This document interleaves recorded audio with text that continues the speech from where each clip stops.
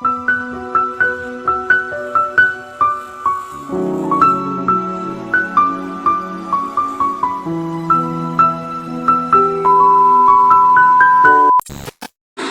Everyone, good morning. আমার নতুন একটা ব্লগ ভিডিওতে তোমাদের সবাইকে জানাই অনেক অনেক ওয়েলকাম। আশা করি সবাই খুব ভালো আছো, সুস্থ আছো। কিন্তু আমার শরীরটা না খুব একটা ভালো নেই।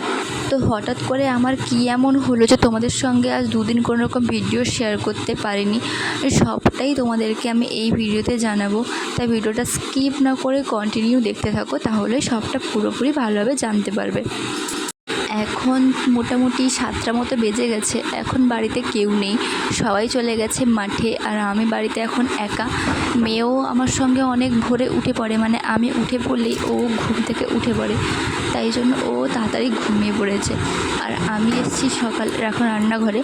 সকালে ওরা খেতে আসবে তো একটু পরে, তো ওদের জন্য রান্না করতে এসেছি।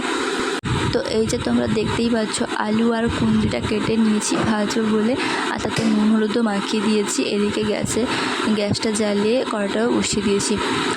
তো যাই হোক, তাড়াতাড়ি ঝটপট করে আমি আলু আর কুঁদরিটা ভেজে নিয়েছি। কিন্তু তখনও যেহেতু মেয়ে ঘুমিয়েছিল, উঠেনি, তো সেই জন্যই চলে এসেছি। এখানে খেসারি ভিজিয়ে রেখেছিলাম, খেসারির ডাল, তো সেটাই বাটবো বলে চলে এসেছি। ভাবছিলাম আর শিলনোড়াতে বাটবো না, মিক্সিতে করে বেটে নিব, কিন্তু যেহেতু মেয়ে এখনও ঘুমিয়ে আছে আর মিক্সি চালাতে গেলে ওর আওয়াজে মেয়েটার ঘুমটাও ভেঙে যাবে, আর ঘুম থেকে উঠে পড়লে আমি আর কিছুই করতে পারবো না।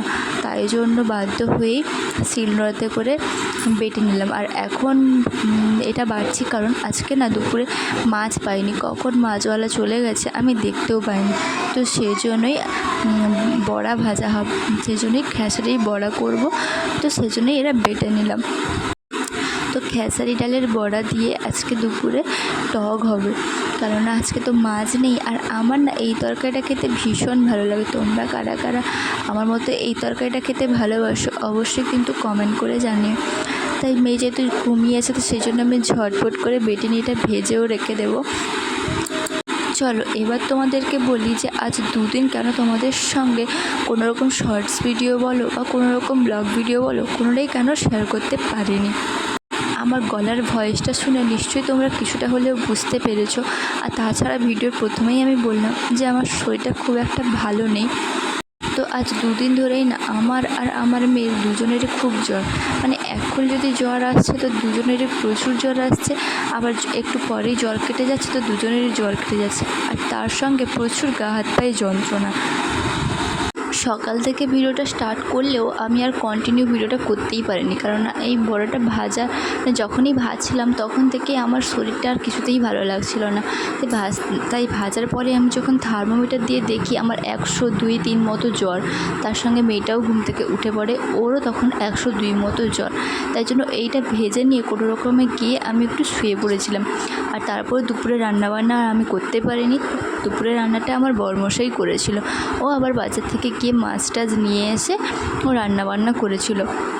তো যাই হোক, আমি কোনো রকম কষ্টে এটা ভেজেছি, কারণ আমি আর দাঁড়াতেই পারছিলাম না, আমার মাথা এতটা ভার হয়ে আসছিল, তাই গিয়ে শুয়ে পড়েছিলাম। যাই হোক, তখন তো গিয়ে আমি শুয়ে পড়েছিলাম, তখন আমার প্রচুরই জ্বর এসেছিলো। বরমশাই যখন বাড়িতে এসে থার্মোমিটার দিয়ে দেখে তখন প্রায় 103 মতো জ্বর, আর তারপরেও আমাকে ওষুধ টষুধ দেয়। যাই হোক, ওষুধ টষুধ খাওয়ার পরে শরীরটা এখন একটু ভালো লাগছে। এখন তো বিকেলবেলা, তাই আমি মেয়েকে নিয়ে একটু রাস্তার দিকে বেরিয়েছি, আর এখানে সুন্দর বাতাস হচ্ছিলো, বেশ ভালো লাগছিলো।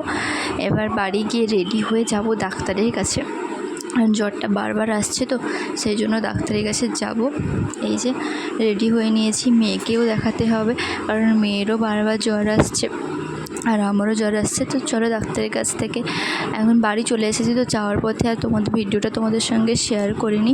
আর ডাক্তারের কাছ থেকে এসে এখন আদা দিয়ে চা খাচ্ছিলাম, কারণ আমার গলাটা ভীষণ ব্যথা, আমি জল পর্যন্ত খেতে পারছিলাম না, সেই জন্য আদা চা করে খাচ্ছিলাম।